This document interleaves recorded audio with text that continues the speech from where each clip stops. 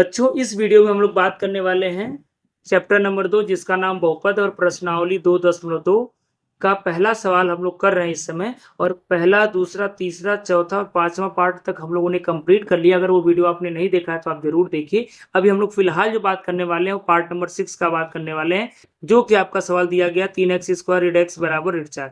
यहाँ पर हमें इसका शून्यक ज्ञात करना है तथा शून्यकों के बीच गुणांकों का क्या संबंध होता है वो बताना है और उसके सत्यता की जांच भी करनी है। तो चलिए इस क्वेश्चन को हम लोग कैसे करते हैं ध्यान से देखेंगे आप। तो आपका सवाल है 3x² x ऋण 4 बराबर 0। तो रूल आप ऑलरेडी आप जान चुके हैं, अगर आप इसके पहले के सारे पार्ट देखें, फिर भी मैं इसको फिर से एक्सप्लेन कर रहा हूं। अब देखिए सबसे पहले में क्या करना होता है, x² का जो गुणांक है और ये जो आखिरी वाला अचर वाला गुणांक है, दोनों का आपस में गुणा करना होता है। तो 3 का अगर हम लोग 4 में गुणा करेंगे तो हमें क्या मिलेगा, 3 गुणे 4 मिलेगा। फिर इसको आपको तोड़ना है, तो 3 तो खुद ही टूटा हुआ है, उससे ज्यादा क्या तोड़ोगे, ठीक है। 4 को आप तोड़ सकते हो 2 गुणे 2, यानी आप इसको लिख सकते हो 3 गुणे 2 गुणे 2। एक्चुअल में आप 4 3 12 करोगे, 12 का गुणनखंड भी करोगे तो आपको 3 गुणे 2 ही मिलेगा। तो 2 दूना 4 3 12। अब आपको क्या करना है, ये तीनों नंबर को दो ग्रुप में डिवाइड करना है, यानी दो ग्रुप में बांटना है। और ऐसे बांटना है कि दोनों ग्रुप को आपस में जोड़ो या घटाओ, हमको बीच में एक मिलना चाहिए। क्यों? क्योंकि x का गुणज यहाँ पर एक है। तो यहाँ पर साफ साफ दिख रहा है कि अगर मैं दो दो को एक साथ ले लूं तो 2 दूना 4, और अगर मैं 3 को अलग कर लूं, 4 में 3 जोड़ूंगा तब तो 7 मिलेगा, लेकिन 4 में से 3 घटाऊंगा तो 1 मिल जाएगा। लेकिन यहाँ पर आपका ऋण है तो बड़े वाले नंबर को ऋण लिखेंगे और छोटे वाले नंबर को धन लिखेंगे। अब ऋण 4 और धन 3 करोगे तो आपका उत्तर ऋण 1 आ जाएगा। ये काम आपको हमेशा बच्चों रफ पे करना होता है, ठीक है।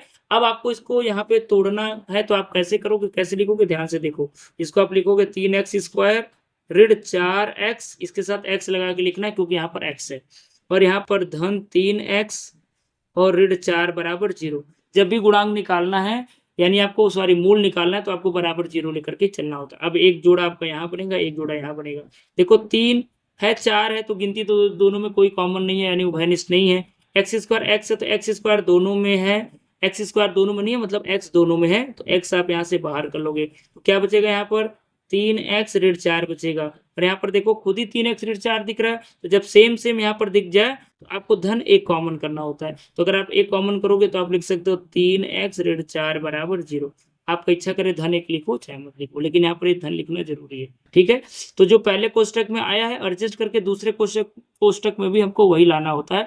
अगर आपका आ रहा है यानी आप यहाँ तक सही किए हो। अब 3x ऋण 4 3x ऋण 4 दोनों जगह है, तो आप क्या करोगे, 3x ऋण 4 दोनों में से कॉमन कर लोगे तो बचेगा क्या, x धन 1 बचेगा और बराबर क्या हो जाएगा 0। तो 3x ऋण 4 3x ऋण 4 दोनों में से कॉमन हो गया, क्या बचा, x धन 1 बराबर 0। अब दोनों का गुणनफल अगर 0 है तो यानी या तो ये 0 होगा या तो ये 0 होगा, दोनों में से कोई एक तो 0 होगा ही होगा। उसी बात को हम लोग लिखते हैं, यदि 3x ऋण 4 का मान 0 है तो 3x बराबर ऋण 4 दाहिने साइड जाकर के धन 4, x का मान निकालोगे 3 गुणे इधर आकर के भागे तो हो जाएगा 4/3। इस तरीके से x का एक मान बच्चों आपका आ गया, ठीक है। अब हम लोग क्या करेंगे, दूसरे को रखेंगे 0 के बराबर, तो फिर लिखेंगे यदि x धन 1 बराबर 0, ये वाला हम लोग 0 लेके चल रहे हैं, तो x बराबर धन 1 उधर जाके ऋण 1 हो जाएगा, यानी दूसरा जो मूल है यानी हल है आपका क्या हो गया, x बराबर 1 आ गया। तो देखिए क्वाड्रेटिक इक्वेशन यानी द्विघात समीकरण के दो मूल मिलते हैं, दोनों मूल मिल गए आपको। आपको पता भी है कि पहले मूल को हम लोग अल्फा मानते हैं, दूसरे मूल को क्या मानते हैं, बीटा मानते हैं। तो यहाँ पर हम लोग क्या करेंगे, एक बार डायरेक्ट करके देखेंगे, फिर एक बार सूत्र के साथ देखेंगे कि दोनों मिलान करेंगे, मैच करेंगे, क्या दोनों मिल रहा है। अगर दोनों मिल गया मतलब आपकी सत्यता की जांच हो गई। तो यहाँ पर मूलों का योगफल आप पूरी तरीके से लिख सकते हो, मैं लिख देता हूं मूलों का योगफल, मूलों का योगफल। इसको हम लोग अल्फा धन बीटा से दर्शाएंगे, और अल्फा धन बीटा का मतलब दोनों को जोड़ना, यानी 4/3। और धन करेंगे बच्चों तो धन और ऋण मिलकर ऋण हो जाएगा, इसलिए मैं डायरेक्ट लिख देता हूँ ऋण 1। और आपको समझाने के लिए मैं बटा 1 लिख देता हूँ, क्योंकि यहाँ पर हम लोग लघुत्तम लेके हल करने वाले हैं। आई होप आपको लघुत्तम लेके हल करने आता होगा, ठीक है। तो 3 और 1 का लघुत्तम कितना हो जाएगा, 3 हो जाएगा। 3 को 3 से भाग दो 1 बढ़ जाएगा, 1 चौक को 4 हो जाएगा। 3 को 1 से भाग दोगे 3 बढ़ जाएगा, 3 एक कम 3 हो जाएगा। 4 में से 3 घटाओगे तो 1/3 आ जाएगा। आप यानी इसको हल कर लोगे। ऐसे हम लोग क्या करेंगे, मूलों का गुणनफल निकालेंगे। तो मूलों का गुणनफल को हम लोग किससे दर्शाते हैं, अल्फा गुणे बीटा से। तो दोनों का गुणा कर लीजिए, तो 4/3 गुणे ऋण 1। अब 4/3 का ऋण 1 के साथ गुणा करोगे तो क्या आ जाएगा, ऋण 4/3 ही यहाँ पर आ जाएगा। ठीक है बच्चों, अब हम लोग क्या करने वाले हैं, सूत्र के अनुसार भी हम लोग इसको देखेंगे क्या ये दोनों उत्तर आपका सेम टू सेम मैच कर रहा है। तो सूत्र के अनुसार चलिए हम लोग करते हैं। तो सूत्र के अनुसार करने के लिए सबसे पहले हम लोग इसको क्या करते हैं, ax² plus bx plus c बराबर 0 से तुलना करते हैं। ठीक है, तो से तुलना करने पर अगर हम लोग तुलना करें तो a का मान यहाँ पर 3 हो जाएगा। कैसे 3 हो जाएगा, ध्यान से देखिए। अगर हम लोग ax² plus bx plus c से तुलना करेंगे तो बच्चों x² का जो गुणांक होता है वो a होता है, x का गुणांक जो होता है b होता है, और ये जो लास्ट वाला होता है वो c होता है। a का मान 3 है, b का मान ऋण 1 है और c का मान ऋण 4 है। ठीक है, इसी चीज को हम लोग यहाँ पर लिख रहे हैं। आई होप आपको समझ में आ रहा होगा। तो यहाँ पर a का मान 3 हो गया, b का मान ऋण 1 हो गया और c का मान ऋण 4 हो गया।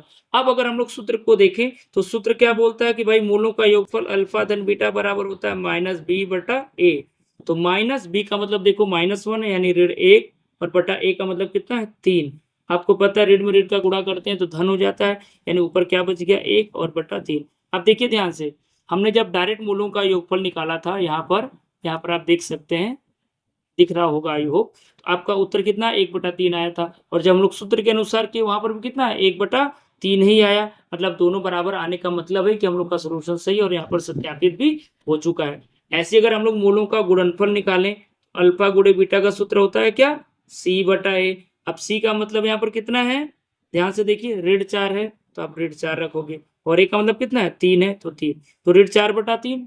अब यहाँ पर भी आप देखो, जब आपने डायरेक्ट किया हुआ था, डायरेक्ट जब हमने गुणा किया था तो उत्तर कितना आता है मूलों का गुणनफल, ऋण 4/3, और देखिए सूत्र के अनुसार भी ऋण 4/3 आ गया। तो इस तरीके से आपका ये भी सत्यापित हो गया। तो बस यही काम आपको बोर्ड एग्जाम में करना है, सेम टू सेम जैसे मैं लिखा हूँ, लगभग ऐसे ही सोल्यूशन आपको करना होता है। आई होप मेरे वीडियो आपको पसंद आ रहे होंगे।